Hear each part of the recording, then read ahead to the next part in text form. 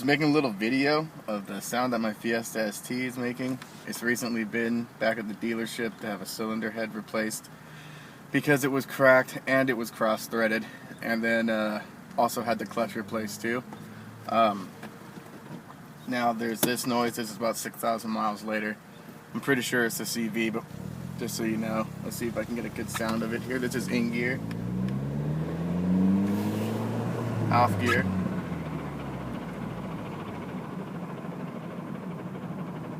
That's just rolling.